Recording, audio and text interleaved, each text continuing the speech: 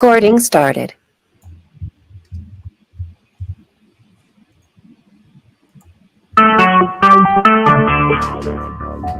Talk shoe. Recorded live. Good morning, good afternoon, or good evening, wherever you may be, across the nation or around the world. Once again, you are listening to the VMware Communities Roundtable podcast. This is podcast number 655. My name is Eric Nelson, and with me today, I have my favorite co-host, Corey Romero. Today is Wednesday, August 2nd, 2023. Corey Romero, how you doing today? Eric, doing well. Utah weather is nice and warm, and everything's great. How are you? It's great. It's great. It's summertime and it is August. And you know what I do when it's August? I start panicking, right? Because, August 1st, I go, okay, everything has to be ready for Explore. We got all the things happening. Many people, all the POs have to be cut. Everything has to go. People have to have their tickets. Bloggers have to be writing. Social campaigns have to be going. But I'm usually like, well, okay, August 1st, I got like 25 more days because usually a VMware Explore is August 28th. But this year it's early. I think it's August 24th or 21st through the 24th at the Venetian. So, this is where I'm like sick to my stomach now because I wasn't nervous, at the end of July where I should have been. But everything's coming together. I'm super excited about it. Corey, how about you? I'm nervous and excited as well. I've got a panel session I'm doing with a few people, which I'm nervous and excited about, and just excited to see everybody again. Right? Eric, my favorite time of the year is when I get to see the vExperts in person and shake everybody's hand and tell them thank you. So yeah, exactly. Well, and to that point on the show today, we are going to get to do a little behind the scenes of VMware Explore sneak peek. And we've got all the management of Explore here. We got Vice President of Global Events, Sandra Haan.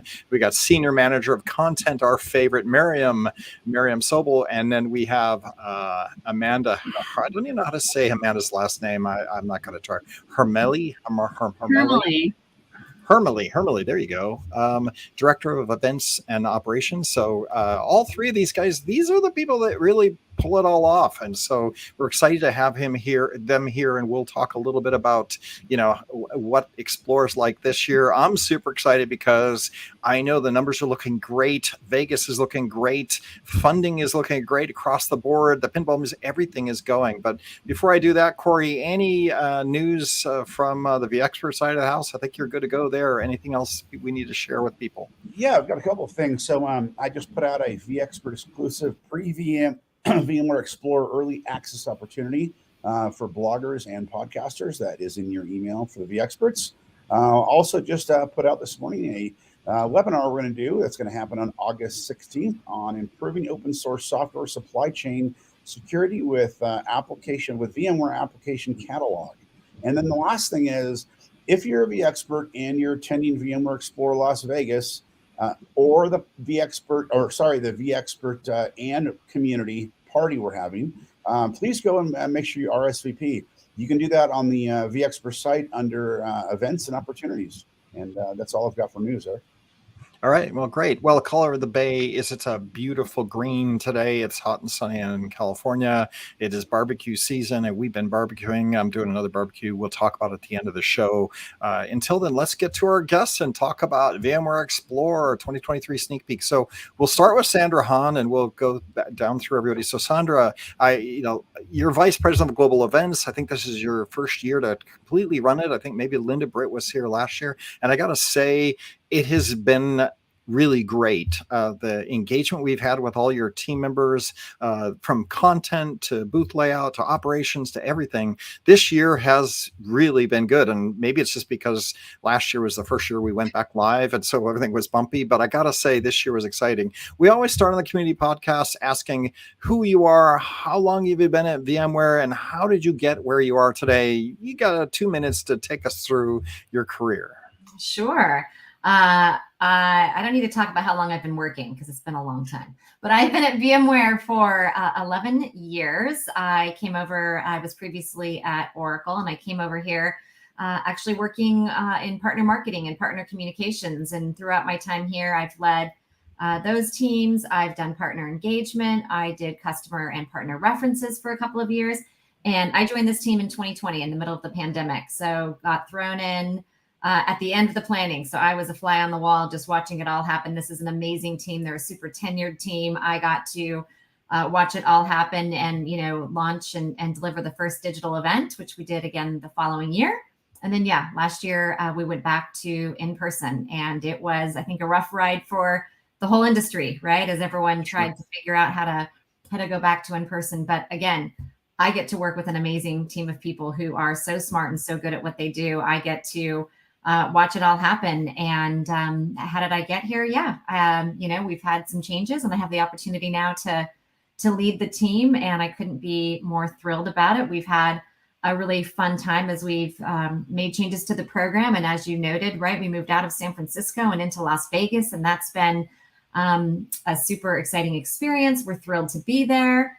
But that's me. That's how I got here. But again, I will say, this is the team, right? I just get the chance to to throw up some shields and deflect a little bit and be a part of this amazing planning team and this experience. So. Well, I got to say, like I said, it's been a really great year. Like, it's been so much better, right? Even in previous years, like 2015, we always had some kind of speed bumps that were in the way, and this year it just hasn't been that way. The Jack Morton team has been really engaged. The booth people have been really engaged. They've been very responsive, so it's been fun. And Sandra, I got to say, you're the person that we love and hate at the same time, right? Because we love it because it was such a smooth process, but then at the same time you're the person that gets to have to say no sometimes, right? And we come and you have to say no. And I've been using the analogy of like Disney World Park, right? Like, if you get to be on the Disney World staff and you get to go work in the theme park,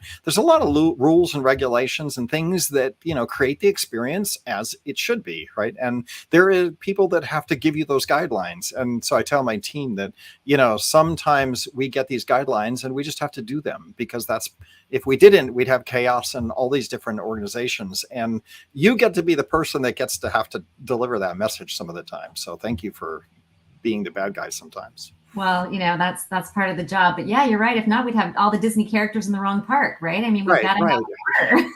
Or they'd have the wrong color hair. They wouldn't wear the right shoes during the day. It would just be chaos. So nice to have you here. I guess we'll go to Maryam next. Maryam, same kind of thing. How long you been at VMware? What do you do? What's your career arc look like? Yeah, hi. Thanks for having me, Eric. It's a pleasure to talk to you and the audience here. I've been at VMware just about 6 years now, and on the content team the whole time, working with Allison Kirker and our team here. I've been doing content and speaker management as long as I can remember, right off the college. So it's been a couple of decades, I say. I'm aging myself here. But I am really excited about this year, about the content and all the exciting, amazing content that we have lined up and all the great speakers. So really I gotta say that there was a little bad rumor going around. Not bad, I would just say there was a mislabeled rumor going around that there was going to be less sessions, there going to be a couple of hundred sessions or whatever. But then when I eventually got to you guys and we actually saw how many, it's still like in the 400 range. There's a boatload of sessions. It hasn't gone down. I know that we're doing the same number for community. The code sessions are there. The hackathon's back there. I think there's more sessions from our perspective than there was in the previous years. So same kind of thing, right? If you look at the content catalog now with all the different session types that we have, I was checking today, 852 sessions. And right. That's like an all-time high. Yeah, that's an all-time high. Yes. Right. So I wouldn't worry about the lack of content there. No, right. And then there's some super cool topics that are around. There's obviously multi-cloud, which has really gained traction. So it's no longer this, we don't want that. Now it's like, now we need to come learn. Tanzu has really matured from a content perspective. And then if we start talking about AI and ML and all the things that are happening around there, which, we're not allowed to really talk about, or I don't know, we don't talk about it because I don't know anything yet. But there's a lot of these kind of topics that are out there that are creating buzz in the enterprise now, right? That seems also good. So I think your job has got to be funner this year than any year since 2012. Yeah, right? We have exciting announcements around vSphere, vSAN, as well as networking and security track, NSX. And as you said, we have some great stuff to talk about AI as well, starting with our general session. So that's all coming. All right. So I'll flip to Amanda, who has to deal with Vegas, right? And the holy ops. And I got some questions for you. But Amanda, same kind of thing. I know you've been on the podcast before, so this is not your first time. As Robin Matlock used to say, it's not my first rodeo. But tell us a little about yourself. How long you've been here? How'd you get here? All right. I came from AirWatch 10 years ago. At AirWatch, I ran the global events and conferences team, and then got to join the VMware team during that acquisition. And I have to say, it's been really fun. At one point, I was doing events, and I thought when I hit 1,000 people, I had the largest event I was ever going to see. And then you become VMware Explore, and you're at 10,000 or more. Yeah. It does remind me that one of the Explorers, I sat in Moscone, and they have escalators that come down into the general session area. And we run programs that traditionally touch 20,000, 50,000, 160,000 for VMUG. CloudGrid was, 200,000. VMTN is 5 million. And these are just all numbers that we say. But then if you stand at the bottom of the escalators, and there were 6, 8 escalators coming down, all running into that, and I stood there at the bottom for a half an hour and just watched waves and waves of people come down the escalators and into general session. And there were 15,000 people that attended that general session that year, right? And you just don't imagine what 15,000 people look like until you come to an Explorer and then see what it actually looks like. And it is impressive. From the management of events, now you're at Vegas. Is it significantly easier or harder in your role to kind of manage the operations of what actually happened when you go to something like the Venetian versus trying to do it across the city in San Francisco? So one beautiful thing about Vegas is Las Vegas is all about hospitality. And when we think of our event, I am really looking forward to the attendee experience this year. You've got your sessions, but you also have a lot of fun. You have good food. You have some surprising moments that Vegas offers that some other locations don't. So in that instance, I'm thrilled to be back in Las Vegas this year. Yeah, I think that this year, everything, when you end up at the Vegas, you have to drink a lot of Red Bull so that you can stay up till 4 o'clock in the morning and then get back up at 8 o'clock in the morning and do it all over again for 4 days straight. And then you have to make choices. You have to make wise choices, and you have to have good footwear, all right? Because it's just like being at a big university. There's just so many things to do that you have to make choices, but then you want to stay up as late as you can and do all of it at the same time. So fun venue. All right. So I don't know who wants to take this question, but we're doing Explore. Is there an interesting theme that goes on now? What has been your major thrust this year when you're looking at Explore? Who wants to try to give us what are you guys trying to accomplish this year versus any other year? I'll start. I don't think we're trying to accomplish anything new, so to speak, right? I think as we think about last year and it being the first year that we ran VMware Explore, right? The intent behind that was to bring all of our attendees to the center of the multi-cloud universe. And that continues to be our objective and what we're driving towards, right? Our goal is always to educate and engage our attendees, right? And I think Amanda talked a little bit about what that looks like. Maryam's talked a little bit about what that looks like, but we continue to focus on how we bring together, right, our customers and our partners to the center of the multi-cloud universe. And I think, that's growing, right, this year as we think about the new technologies and what that means. But I would say, unlike previous years where there was a new theme every year, Explore is its own theme, right? We are exploring and we're bringing everyone to the center of the multi-cloud universe. And so the theme remains the same. The look and feel is the same, but evolving. And I definitely encourage everyone who's coming to look for how the theme has grown and how the theme has changed, because there's a lot more to explore on site this year. But that's my perspective. Yeah, that's what you can say. Some tidbits of things behind us that there might be more to explore than, or you're continuing to enrich the Explore theme, right? Yes, and I want people when they come on site to open their eyes and take a look, because it's absolutely stunning. Oh, that's interesting. You know, I know the Venetian location. That is my favorite place, right? Of all places to have gone to explore, the Venetian does just have beautiful facilities, beautiful hotel rooms. You know, beautiful. You're in Vegas, right? Of course, so that makes a difference. So let's talk a little bit about.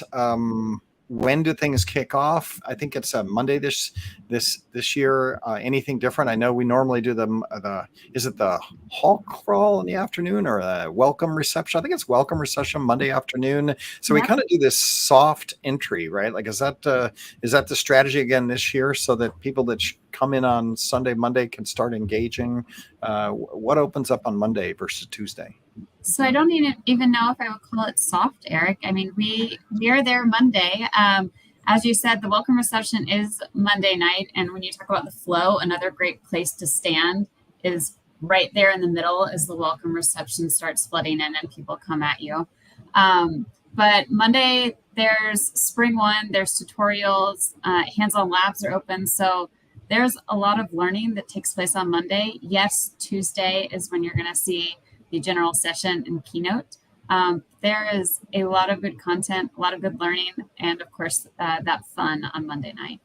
Well, that's a good point, right? That at one point I felt like Monday was a kind of a softer kind of get into the hands-on labs are open in the morning and people come in on Monday and do all the hands-on labs. But really, if you look at it with Spring One coming in now to the show, right? I say, hey, Spring One, join the Disney enterprise, right? Like it has become one of the major rides at the park, right?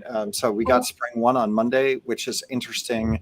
I know we're doing code labs on Monday. The community booths are running sessions from 1 o'clock on, right? Partner forum taking place on Monday as well. Yep. Right. And then we are packed with content on Monday: tutorials, hands-on labs, theaters. I mean, we're just meet the expert sessions, and the registrations are looking good. We're going to go hard and strong on content starting on Monday. So come ready. Yeah. Also, we did the same thing. So Spring One integrated, even with our CTAP program, we integrated into Explore this year, where we traditionally had done 2 days, Sunday and Monday separate. But this year we actually integrated into Explore, where we have an experience for the CTAP members, where we do a Sunday one day, but then Monday is integrated into Explore. Then we have other Explorer sessions happening Tuesday and Wednesday, Thursday. So I feel like Explore has started to become the integrated. And it is interesting when you talk about the branding change that happened a couple of years ago, where it was VMworld and now it's become Explore. I think Explore has allowed us to do that integration easier because it's come explore the different programs that we've got throughout the week, right? Including everything starts Monday. And I guess the question is, does anything start Sunday night as well? I know there's maybe some gatherings or dinners that people have, but really it is then Monday where everything turns on. Yeah, and that honestly was a response to what our customers asked for, right? I mean, I think that it's Vegas is fun, right? Work starts on Monday. And so we had seen in previous years, right, where the program started stretching and things would start on Sunday, which means people were arriving on Saturday and it was going till Thursday. And so it was a conscious effort to make sure that we didn't start until Monday so that people had an opportunity to enjoy their weekends, right? Have their weekends and then come explore with us. Right.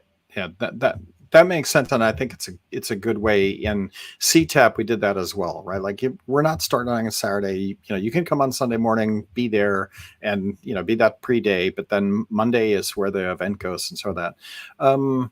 Maryam, from a content perspective, I know that Schedule Builder, Content Calendar went out, Schedule Builder's open, right? I know our code labs filled up. Then we opened additional code labs, where we got, I think, another 100 seats, and we opened them up, and we got everybody that was on a waiting list in.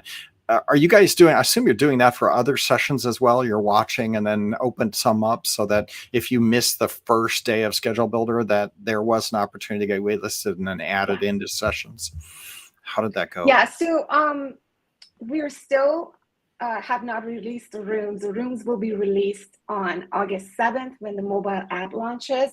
And what we're doing on a daily basis, sometimes multiple times a day, is pulling the registration reports and moving sessions that are fuller into bigger rooms so that we can allow all the attendees that are interested, as much as space and time allows, to be involved in the sessions. We're also recording all of our breakout sessions, the keynotes and general session, and the recording would be available 24 hours after the session takes place on the on-demand library. What I'm really excited about this year is that we're broadcasting live, not only the general session, but all of our solution keynotes on Tuesday. So those are available to everyone.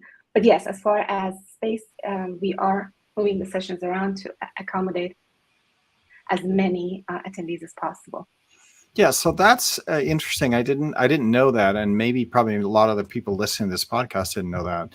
In previous years, we've always live streamed the keynote. You could come to the keynote, watch the keynote, and maybe there was one super session or something that got broadcast. But I felt like after that, it was like, well, my online experience is over. That was fun, right? You know, where you watch the keynote and then it was kind of done, right? And then you had to go to TweetDeck and watch Twitter, right, and see things that we were posting along the way. So you'd kind of be available to see, kind of explore from a Twitter experience.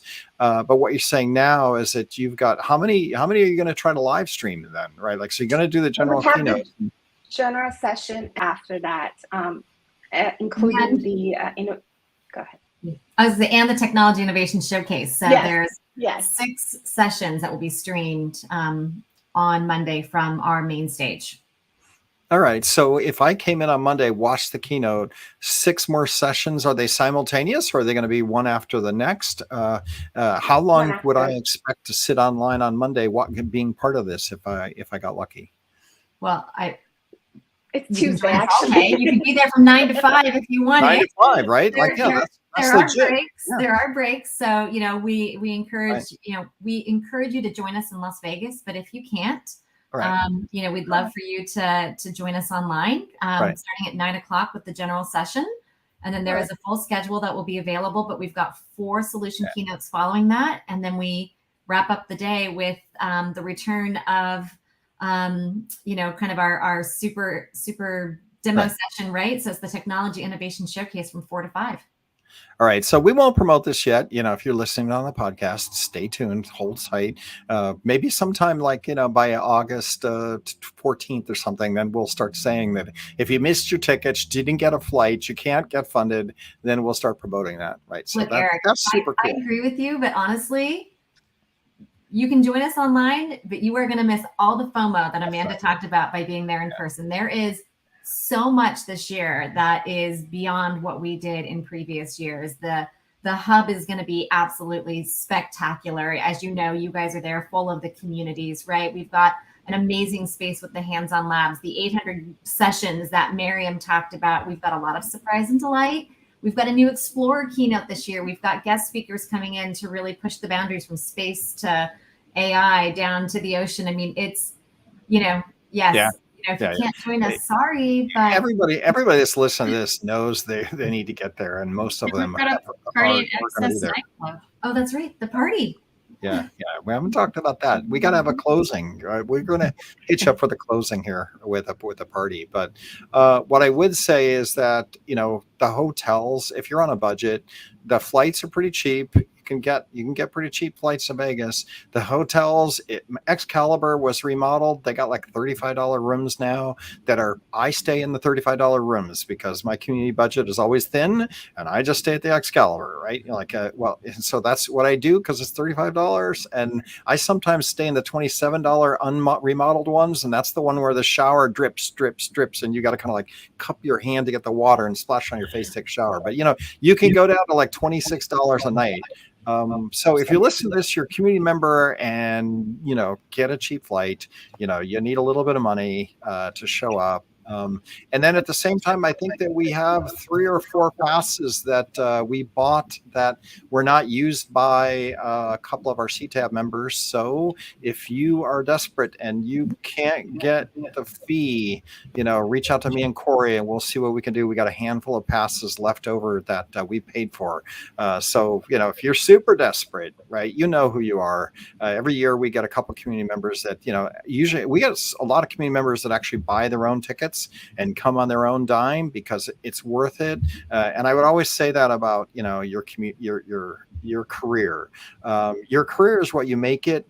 Everybody should have a hands-on lab. Everybody should have a VMUG Advantage license with all of our software running on their hands-on labs. And everybody should get to explore, to sit through sessions, to get to people, shake their hands, get to know them. Your next career bump could be from the people you meet at Explore. And everybody knows this. So everybody should take some money out of their wallet if they have to. VCDX 181, he always comes on the show, and he spends $40,000 a year on his home lab, right? Power and upgrade. But he says, you know what? It's been worth it for my career because I make, a lot of money every year being, who I am. And the reason he is who he is because he spent money on himself and his career. So definitely you got to get to Explore. All right. So that's my little road show. We got some extra passes there. All right. As we come into the show, one of the things that I got to ask is, going to Vegas, right, and having the expanded footprint of Vegas, are there things that we're doing this year that we might not have done in previous years, like hands-on labs? We know we got those. I feel like in the community sense, we have both theaters now, and we're doing a hackathon, which we haven't done since 2019. So I think I know from my personal sense, we're now funding the hackathon, which, last year budget was tight. So we didn't know how many people were going to come to Explore. Are there other things like this where you guys are exposed going, oh, this year this has grown. We're doing more than we did previous years? I can take that one. So as far as the Venetian, if you've been there, the venue offers us a bit more flexibility with their sizing of rooms, like you said, with the hackathon, as well as being able to have more of those ancillary events close within walking distance. So you're not going from one hotel to the other. You don't have to go as far. You can go to a session, go up to your room, come right back down. I think it's great for attendees, and it's great for all the groups, like Hackathon, that want to come back to the event this year. Okay. So I know we have the nearness of the hotel rooms and the ease of getting into the venue. Anything on hands-on labs? Do we have the same number of hands-on labs that we've typically had year over year? I know that at one point there was bring your own device. I don't know if they're still doing bring your own device. There used to be, sometimes there were lines to get into the HOLs. I know workshops were there. Any other things in that space that you guys think of? Right. Yeah. So again, this year, and Maryam can take this as well. You've got your self-paced labs. I think, Maryam, there's a couple more expert-led this year. And to accommodate for the popularity of the hands-on labs, we are adding more sessions on August 7th and August 14th. So those of attendees who are joining the scheduling a little bit later have a chance to add those to their sessions. But one of the best kept secrets, I think, of HOL, and I don't know why that is that along with the instructor-led labs, we also have self-paced labs where staff are available to answer questions. And so even if you miss to register for a session and you're turned away because the session was full, you are allowed to go on your own leisure to a self-paced lab and ask questions and complete the lab. They're also having some quick talks and pop-up sessions this year. So yes, as far as hands-on labs, they are accommodating the attendees the best they can, and it's one of the exciting parts of the content. Well, and I would say there's, I think that what's being offered in the lab this year also aligns to a lot of what we're announcing and what we're seeing. So, latest, greatest technology will be there. So definitely swing by. All right. I do have the featured speakers page up, right, for Explore. So that we're obviously now talking. Obviously, we have Raghu, which I assume will do a keynote. But it looks like we've got, Ali Miller for top artificial intelligence. She looks like she's got a session. Leland Melvin, engineer and educator, author, former NASA astronauts there. And then Robert Ballard. We know Robert Ballard, the Titanic, kind of guy that discovered the Titanic. Should be interesting, especially now that we've had the sad event. I'm sure maybe he'll have some commentary on that. What's the theme of these speakers? Is it innovation? How did you decide to select these guys? And was there a theme in bringing these type of speakers in? Yeah, these three speakers fall into what we are calling our Explore keynote. And we like to think about, how these are modern day explorers, right? And right. Talking through what it meant and what it looked like for Leland to, be in space. And, we actually just got off the phone with Ali, right? Talking about, what it meant for her to be on the forefront of exploration with AI. And we met with Robert the other day, right? To your point about the exploration in the deep sea and discovering the Titanic. So all three will be on stage together in our Explorer keynote. It's going to be super amazing. I'm excited about it, just to really take a moment and redirect and think about the world through a different lens, right? So very excited to have the Explorer keynote this year. Right. And then, Sumit, obviously president of VMware, that'll be interesting, just from a customer perspective and what he does with, driving the business. I like that. And then my favorite of all favorite speakers, ever since Steve Herod left the company for our CTO back in the day, we now have Kit Colbert, which now is my favorite speaker, behind Diane Green, Mendel, and then obviously Steve Herod. Kit Colbert is just great to listen to, right? Does he have a session on his own, or is he a joint session? How much Kit do we get? I can take that, Maryam, unless you want to. Kit will be leading our technology innovation showcase, so you get a lot of Kit on Tuesday. Yeah. If there's such a thing as a man crush, I think Kit Colbert is the guy that I just feel like, man, I should be more like him, right? He's such a great guy just to listen to, like just a fun, really nice person to engage, get to watch and listen to. So just on its own, that should be fun. And he always has such a great perspective of technology, right? And he seems that they must feed him a lot of great stuff. It's kind of like Steve Herod. I don't know how he keeps everything he knows in his head, but it should be good. Tracks, Maryam, I see, the learning tracks, obviously cloud and edge, modern application, networking, security, hybrid workforce, vision and innovation. So that's like 5 major tracks. Are there other ones, or are those those are them? So within those major tracks, we have sub-tracks. For example, vision and innovation not only includes AI and ML, but also our career development track. Networking and security obviously includes both networking and security. The cloud and edge infrastructure has all of our SASE sessions, as well as edge, as well as all of our multi-cloud sessions. So within those, we have different subjects covered, but along those 5 major tracks, we're covering most of our VMware products, which attendees can look for and search for on the content catalog by that field. Okay. Nice. Just covering the points here from the standpoint of what there is to do every night. There's so much to do. Like, I could just talk about the stuff we're doing for community. We got Monday night hackathon all night. We start at noon and go to midnight. There is obviously we encourage you to take a break and go to the kickoff Monday night for the Explore. What do we call it?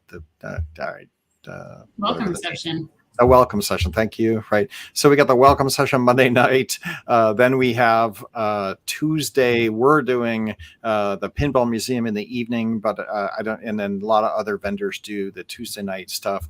Wednesday night, traditionally the party. I assume there's going to be a party on Wednesday night with some kind of entertainment.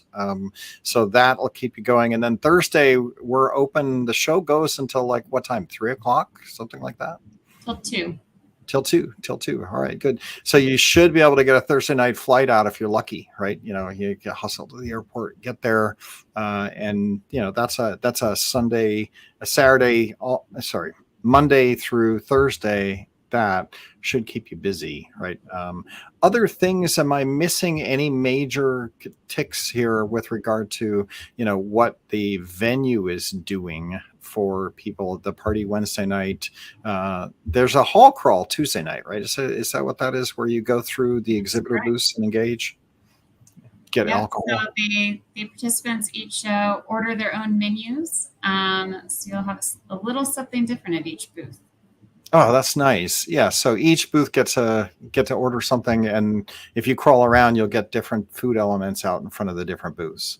Right? Yeah. The booths that are sponsoring the hall crawl, that's where you'll go. Nice.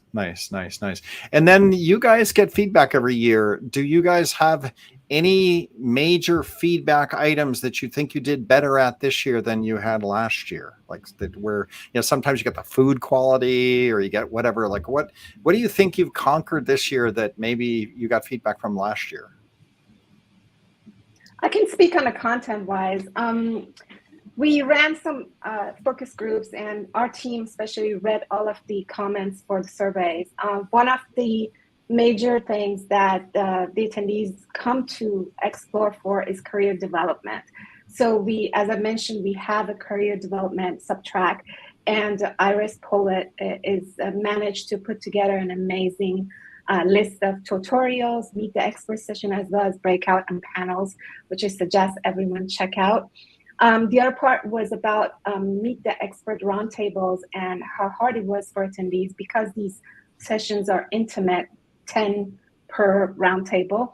It was hard for them to register prior to the event. So we're opening those up for registration on August 7th.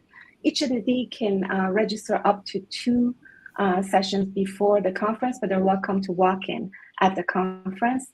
And hands-on lab, as I mentioned, are adding more sessions as time goes by, and they have some pop-up sessions on site as well. We also added some pre-recorded sessions. 39 of those will be added to the on-demand library right after the conference on August 25th. And as we mentioned, we have a whole broadcast day of our general session and keynote.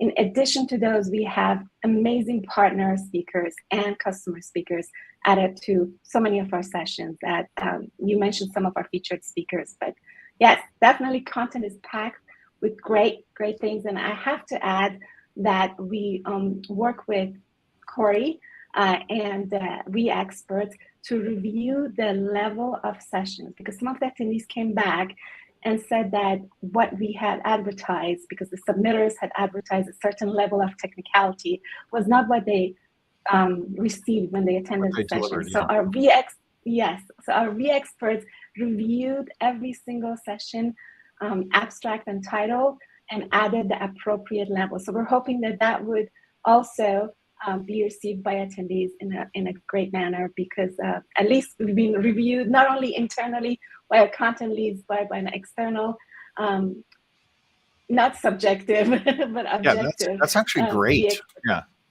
Yeah, it's funny because we do that for the code sessions when we recruit code sessions, and we get the list of sessions that people didn't accept, right? And then we can filter by technical. If you have code in that session and you didn't get accepted for a general session, sometimes we'll give you a VMware Code community session. We don't give you a pass. You have to get your own way to the conference. But then, it is interesting to read some of the session, descriptions where, if you're fairly technical, you can find things that are, this doesn't make any sense, right? Like that they're saying this, and if you didn't run a data center, you wouldn't notice that this is not going to be what it's going to be, right? And so that's great that you have that level of review, because I think that's, people that run data centers are very good at knowing what is good content and what is just, marketing content versus which is not even real content at all. So that's awesome. That's an improvement, I gotta say. Thank you. And we definitely have level 300 sessions, both on Monday for tutorial sessions, as well as throughout the conference. So definitely excited about the content and how it will be received by our attendees this year.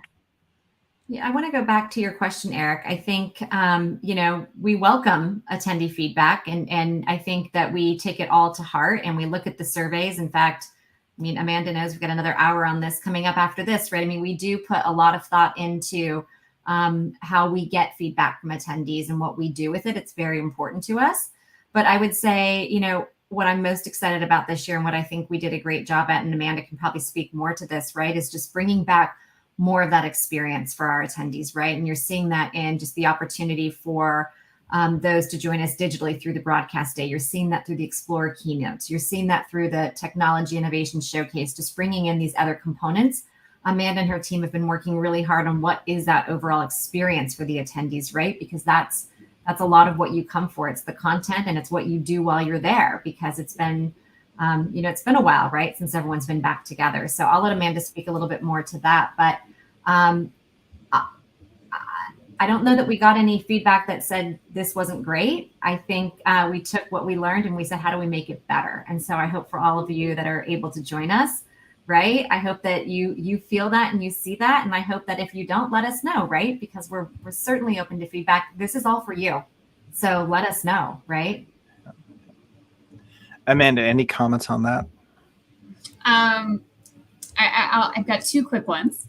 I agree. It is all about the attendees. And I think the hub where the communities area is feels really refreshed this year as a moment for you to network and also go to some content or be less formal and just hang out and talk. There's also an area outside the expo that we're calling the expo lobby where you might want to do a VR tightrope or some other games with some people you meet between sessions. And then the last thing is, I also hope, Eric, you talked about your experience going really well with the team and the planning. I hope it's been really easy for all of our attendees too. I hope the website has told them everything they want to know. Social media, we've been trying to be really thoughtful about making sure attendees have the information they need to attend and aren't left asking questions as they come on site. Let me tell you, whoever reworked the content calendar and being able to sort and schedule and filter, not schedule, but filter is fantastic, right? The interface for content calendar now is beyond good, right? I can't say enough about being able to come in now when we're on a podcast and we have a guest come in, we just like literally 6 seconds later, we found their content. It's there. There's so many nice sidebar keywords that you can click on and it'll auto sort for you. Really, really great job on that. And we've been talking about that a couple times on the shows. The other thing I want to just say here as we come up to the top of the hour is, people, when, Broadcom talked about buying us and this kind of stuff, and what's going to happen to, VMware, VMware's such a great company. And then sometimes they go, oh, VMware just has this secret sauce or has this, we've been bought 2 different times. We've been bought by EMC. We were bought by Dell. Now we're bought by Broadcom, but we always seem to survive. And people are like, yeah, I wonder if VMware is going to survive. And what I would say to you guys is that it's not some secret sauce. It's just a lot of hard work, right? We've been doing this for a long time, right? This is 655th podcast, one a week for like 15 years, right? And you guys have been spending your time in event management, and we've been listening and doing feedback and working with budgets. And it's like, there is no secret sauce. It's just hard work and listening to your customers that create such an amazing experience.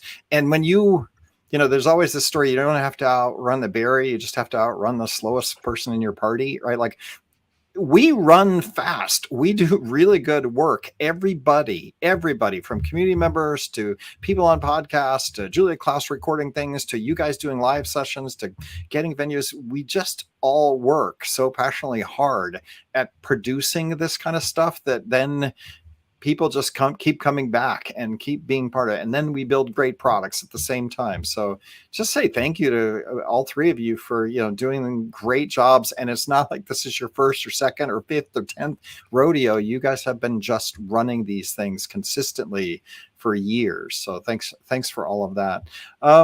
Last kind of thing, I'll go around the room and ask each one of you, one, what keeps you up at night? right? And can the community help you in any way? All right. And then 2, what are you most excited about? So Sandra, I'll go to you first. What keeps you up at night, and can we help you in any way? And then what are you most excited about?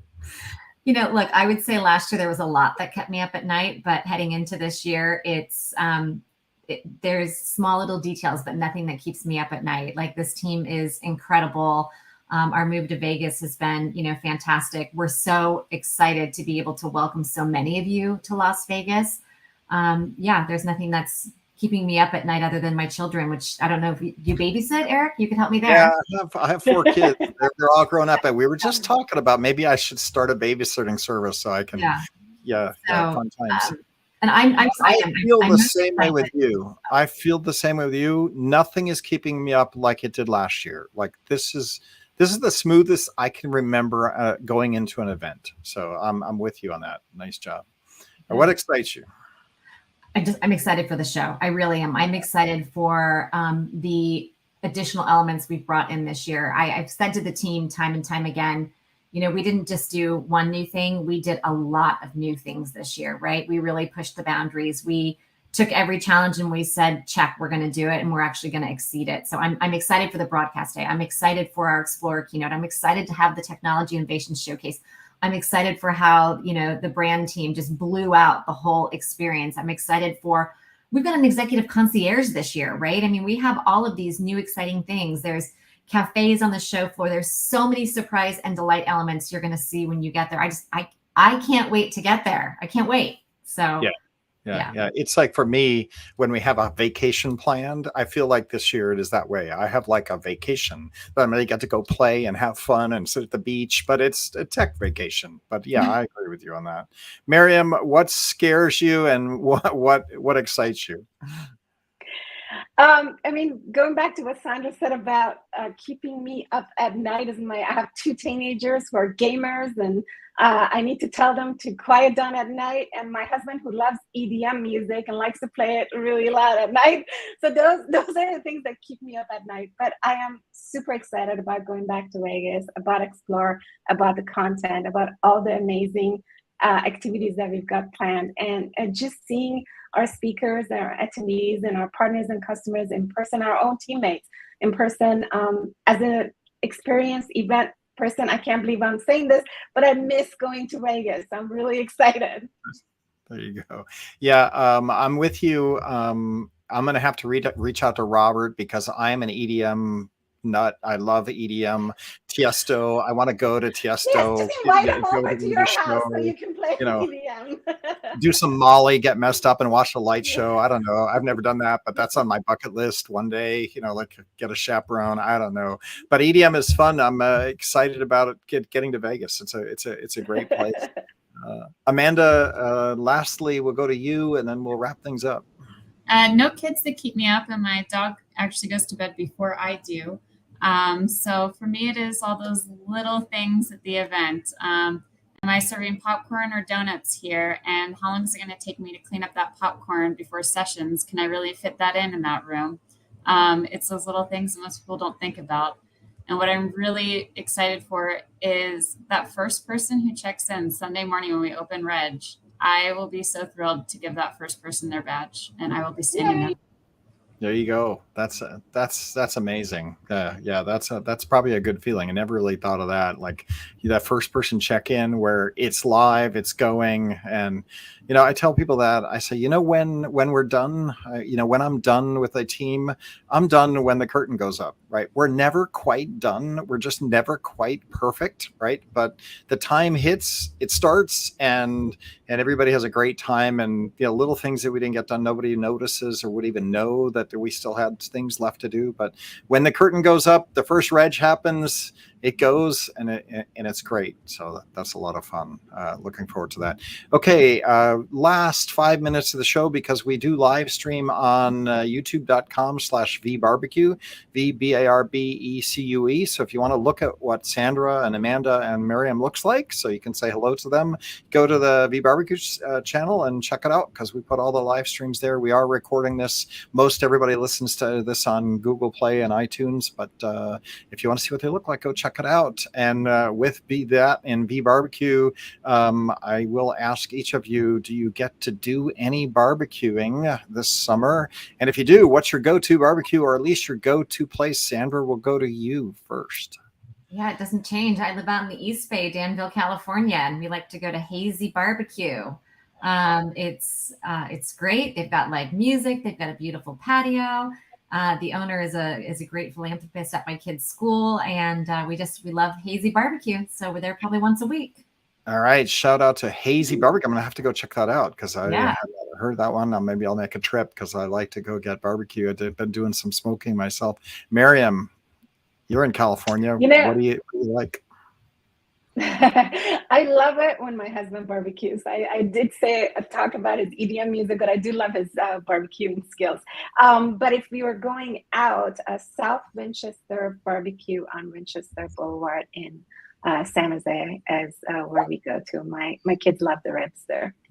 All right, there you go. I got a smoker. I got a Traeger smoker, and I've been smoking everything now. And I smoked ribs. I'm going to do some smoking for a birthday party for my daughter this weekend, Saturday, and I'm going to do a brisket. I haven't done a brisket. Corey does briskets. It's like a 12-hour smoke, I guess. And Corey's given me his resume, so I'm excited about that. So I'm going to have to ping Robert again because EDM and barbecue. There you go. That's what I call it. Amanda, do you get barbecue, and where are you, Amanda? I don't even know where do you reside? I live in Denver, and I hope I don't draw too much hate on this. I don't think Denver has any good barbecue, but I am from Georgia. So when I go home, there are a number of spots I hit up. So this time I will go with Fresh Air Barbecue in Jackson, Georgia. Georgia, Fresh Air. What do you get there? Do you go ribs? What do you like? So it's always pork. That's what they have. They have just a few items. They do them exceptionally well, and get a side of the Brunswick stew. Brunswick stew. Tony Foster, you're over on TalkShoe. Got any barbecue for us today?